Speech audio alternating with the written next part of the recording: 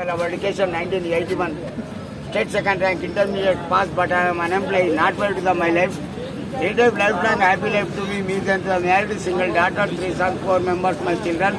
Always married me then the grandpa.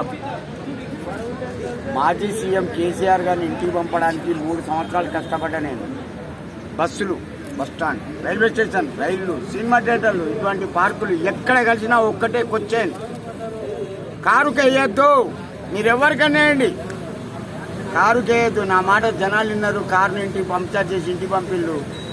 మన భారతదేశానికి ఎప్పుడైనా హస్తమే కాంగ్రెస్, అభయహస్తం ఇది. రేవంత్ రెడ్డికి ముఖం పట్టుకొని చెప్పినా నిన్ను సీఎం చేస్తా అని చేసిన, నేను ఎవరికి కలవాలా, ఇంకా నీ దయతోటి ఆ దేవునితోటి కలుస్తా, పక్కా కలుస్తా. మహేష్ బాబుని కానీ, త్రివిక్రమరావుని కానీ, రేవంత్ రెడ్డిని కానీ, సంథింగ్ నాకు నచ్చిన వాళ్ళకి కలుస్తా. వాళ్ళకు ఒకటే అడుగుతా, ఒకవేళ సాధించుకున్న తర్వాత చెప్తా. నేను సాధించుకున్న తర్వాత బాయ్. ఒక్కసారి కుర్చీ డైలాగ్ మేడం డైలాగ్ అడిగింది.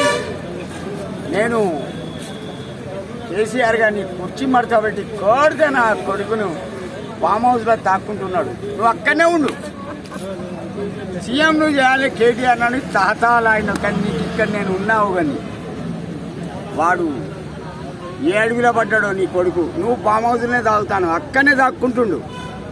బయటకు వచ్చి కాంగ్రెస్ అన్న గెలిచిందా అనుకో, నిజంగా కుర్చీ మడతబెట్టి దెంగుతాను నా కొడక. ఇప్పుడు ఖాళీ కింద అప్పుడు మెడలికి తెచ్చి ఊరుకుంటావు.